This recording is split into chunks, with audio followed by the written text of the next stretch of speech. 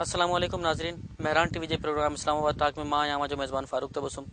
ناظرین اج ملک کی سیاسی صورتحال تے گالب اللہ اساں گڈ موجود ہیں نواز لی جا سینئر رہنما صدیق الفاروق صاحب انہاں سان گالب کرنا سی ملک کی سیاسی صورتحال تے۔ السلام علیکم صدیق صاحب۔ وعلیکم السلام تبسم صاحب۔ صورتحال اس وقت ہے کہ دہشت گردی نے جو ملک کو اس وقت جکڑ لیا ہے، ہر روز کوئی نہ کوئی دہشت گردی کا نیا واقعہ پیش آتا ہے، تو اس کے پس پردہ حقائق کیا ہے اور اسباب کیا ہے کہ دہشت گردی ہمارے ملک سے جو جنگ جاری ہے اس کے باوجود ختم نہیں ہو پا رہی؟ تبسم صاحب بہت شکریہ۔ بسم اللہ الرحمن الرحیم۔ دہشت گردی کی بنیادی وجہ جو اس وقت جاری ہے یہ آمرانہ نظام حکومت، یہ جو آئین توڑ کر فوجی جرنیل قابض ہوئے ہیں 4 دفعہ اس ملک پر اور بندوق کے زور سے انہوں نے سارے کام کیے، اسی سے اس نے جنم لیا۔ ایک تو یہ بات، اس کے علاوہ جو بین الاقوامی سطح پر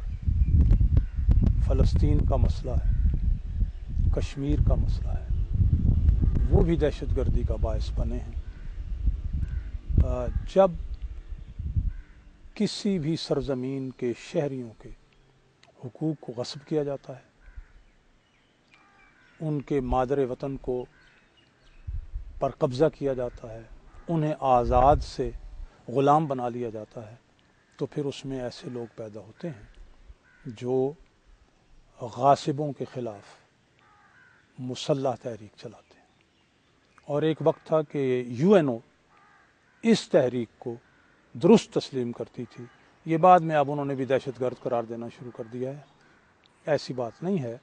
میں سمجھتا ہوں کہ وہ جو اسپرٹ ہے وہ یہی ہے کہ افغانستان سے اگر فوجیں غیر ملکی نکل جائیں، روس نہ قبضہ کرتا اور نہ امریکہ اور نیٹو فورسز آتی، تو وہاں معاملات درست ہو جاتے۔ بیروت پر قبضہ نہ ہوتا، وہاں یہ نہ ہوتا۔ فلسطین پر اسرائیل نے یہ جو کچھ کر رہا ہے، ظلم و ستم، یہ نہ ہوتا تو میں سمجھتا ہوں نہ القاعدہ پیدا ہوتی نہ کوئی اور کشمیر میں، مقبوضہ کشمیر میں جو کچھ ہو رہا ہے، اگر یہ بھارت نہ کرتا اور بین الاقوامی طاقتیں اس پر دباؤ ڈال کر یہ مسئلہ حل کرا لیتی تو یہ مسئلہ حل ہو چکا ہوتا، دنیا پرامن ہوتی، محفوظ ہوتی، مامون ہوتی۔ اور پاکستان کے حوالے سے میں نے، چونکہ پہلے ضیاء الحق نے اور پھر پرویز مشرف نے غیر ملکی طاقتوں کا کھیل کھیلا ہے یہاں اور خود آئین کو توڑا ہے، جبر سے سارے کام کیے ہیں، تو اس کی اس کا مطلب آپ کے کہنے کا مطلب ہے کہ جو یہ ریئیکشن ہے جو مسلمان ممالک پر یا مسلمانوں پر جو مظالم ہوئے، مسلمان ریاستوں پر، افغانستان ہے، فلسطین ہے، جتنے بھی آپ نے نام لیے، ایک تو یہ ہے۔ دوسرا میں نے عرض کیا کہ یہاں بھی تو عدلیہ سے انصاف نہ ملے جب مارشل لا کے دور میں، جب وہ کرپٹ لوگوں کو پروموٹ کریں، جب لوگ عدالتوں میں جائیں انہیں انصاف خریدنے کے لیے پیسے دینے پڑے، تو پھر وہ طاقت سے انصاف لینے کی، اپنے حقوق لینے کی بات کریں گے۔ جب ادارے ٹوٹ جائیں تو پھر معاشرے میں افراتفری ہوگی، جب ادارے برباد ہوں تو اقتصادی طور پر برباد ہوتے ہیں ملک، تو پھر وہاں لوگ وائلنس کرنے پر جو ہے وہ تل جاتے ہیں۔ تو یہ مجموعی طور پر دونوں چیزوں کا اس میں عمل دخل ہے۔ آپ نے سکتا پاکستان میں جو اس وقت دہشت گردی کی صورتحال ہے، اس کے اسباب یہ ہیں کہ امریکہ نے افغانستان پر اٹیک کیا، اس کے بعد اس کے ریئیکشن کے طور پر پاکستان میں ساری کارروائی بالکل میں یہ سمجھتا ہوں، لیکن اگر یہاں پرویز مشرف کی حکومت نہ ہوتی اور 9/11 کے بعد وہ 100% ساری کی ساری امریکی شرائط خوف کے تحت نہ مان لیتے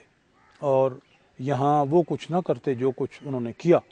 تو یہ صورتحال کبھی نہ ہوتی۔ آپ سمجھتے ہیں کہ مانا اس ساری جو صورتحال ہے اس وقت ملک کی، اس کے سارے ذمہ دار جو سابق صدر پرویز مشرف؟ بالکل میں 100% یہ سمجھتا ہوں۔ پاکستان میں جو اس وقت جنگ جاری ہے وہ ہماری جنگ ہے یا امریکہ کی جنگ ہے؟ دیکھیں، بنیادی طور پر یہ ہماری جنگ نہیں تھی، لیکن رفتہ رفتہ یہ ہوا کہ اس وقت جس طرح سے غیر ملکی طاقتوں کے زور پر اور ان کی سازش سے، ان کے پیسے، ان کی اسلحے، ان کی گائیڈنس میں یہ جو کچھ ہو رہا ہے، تو یہ کسی حد تک ہماری جنگ ہی بن گئی ہے۔ لیکن مجھے یہ افسوس ہے کہ پرویز مشرف کی حکومت نے جو کچھ کیا وہ تو کیا،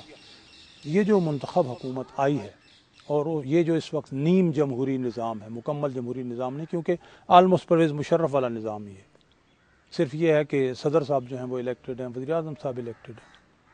اگرچہ ہمیں جو 18 فروری کے انتخابات ہیں ان کے حوالے سے بھی ہمارے تحفظات ہیں کہ وہ پورے فری اور فیئر نہیں تھے، لیکن اس کے باوجود انہوں نے بھی اس حوالے سے کوئی کام نہیں کیا۔ اگر انہوں نے کچھ معاہدے کیے تو وہ توڑے۔ اگر انہیں جناب نواز شریف نے کہا کہ آپ ایک پالیسی بنائیں اور joint sitting of the parliament کا اجلاس بلائیں، انہوں نے بلا لیا تو سب نے اتفاق رائے سے اکتوبر 2008 میں 14 نکاتی فارمولہ انہیں بنا کے دے دیا دہشت گردی کے خلاف۔ انہوں نے 7 مہینے اس پر عمل نہ کیا، تو اس کے بعد پھر جا کر ایک ایسی صورتحال بن گئی جس کی وجہ سے پھر طاقت کا استعمال اور اس کا رد عمل۔ اب ایک دوسری بات یہ ہے کہ جب یہ کہتے ہیں کہ انڈیا اس میں انوالوڈ ہے، اسرائیل انوالوڈ ہے، کچھ اور لوگ انوالوڈ ہیں، تو بھائی آپ بین الاقوامی سطح پر اتنے زور شور سے جتنے انڈیا نے اٹھایا بمبئی کا جو ہے یا ممبئی کے جو دہشت گردی کا واقعہ تھا، ہمیں تو اس سے 10 گنا زیادہ طاقت سے اٹھانا چاہیے تھا۔ جب سمجھوتا ٹرین میں یہ بات سامنے آ گئی کہ خود انڈین آرمی کا جو کرنل ہے یا میجر ہے وہ اس میں انوالوڈ ہے، انڈیا نے خود وہ کرائے ہیں، تو کیا ہمیں چیز کون سا امر مانے ہے کہ ہم وہ بین الاقوامی سطح پر یعنی ڈپلومیٹک اوفینسو سفارتی جنگ نہیں شروع کر رہے، میڈیا کے محاذ پر ہم جنگ نہیں شروع کر رہے، اور انڈیا اور ان تمام دشمنوں کو ایکسپوز نہیں کر رہے کہ انہوں نے یہ کام کر رہے ہیں۔ یہ الگ بات ہے کہ ہم انڈیا کے ساتھ بھی اور کسی کے ساتھ بھی مستقل دشمنی نہیں چاہتے، مسلم لیگ نون دشمنی نہیں چاہتی، بلکہ ہم یہ جو سارے مسائل ہیں آؤٹ اسٹینڈنگ یہ حل کر کے بھارت کے ساتھ دوستانہ تعلقات چاہتے ہیں۔ لیکن اس وقت جو کچھ ہو رہا ہے، انہیں کس نے منع کیا ہے کہ یہ بین الاقوامی سطح پر اسے نہ اٹھائیں اور بین الاقوامی سپورٹ حاصل نہ کریں؟ یہ قابل شرم بات نہیں ہے کہ ہمارے حکمران آج تک یہ کہنے کو تیار نہیں ہے کہ یہ ان واقعات میں کون ملوث ہے، بھارت کا نام لینے کو تیار نہیں ہے۔ لیکن آپ بھارت میں دیکھیں کہ وہ آج تک ممبئی حملوں کو آج تک رو رہا ہے، آج تک اس کے لیے آواز اٹھائی جا رہی ہے۔ منموہن سنگھ امریکہ جاتے ہیں تو وہاں اپنی اسپیچ میں بھی جو ان واقعات کا ذکر کرتے ہیں۔ میں جب بھی جتنا بھی اس پہ غور کرتا ہوں، میں یہ محسوس کرتا ہوں کہ ہماری یہ موجودہ حکمران جو ہیں، جو ہائی اپس، ایک دو ایسے لوگ ہیں جو کہیں نہ کہیں غیر ملکی دوسرے ممالک کے پریشر دباؤ تلے آ جاتے ہیں، اور ان کے اپنے مفادات ہیں، ان کی اپنی کمزوریاں ہیں۔ میں سمجھتا ہوں کہ سیاسی قیادت میں ایسی کوئی کمزوری نہیں ہونی چاہیے کہ وہ اسے کوئی بلیک میل کر سکے، باہر کی کوئی طاقت یا اندر کی بھی، وہ میرٹ پہ فیصلے کرنے کے قابل ہو، اور یہ اسی وقت ہوگا جب NRO کے تحت ریلیف لینے والا کوئی نہ ہو، قرضے معاف کرانے والا کوئی نہ ہو، اسی وقت ہوگا جب آئین کی دل اور ذہن سے پابندی کریں۔ ہماری لیڈرشپ اپنے آپ کو آئین اور قانون کے حوالے کرنے کے لیے ہر وقت تیار ہو، خود آئین اور قانون کی تابع ہو، دوسروں کو بھی آئین اور قانون کا تابع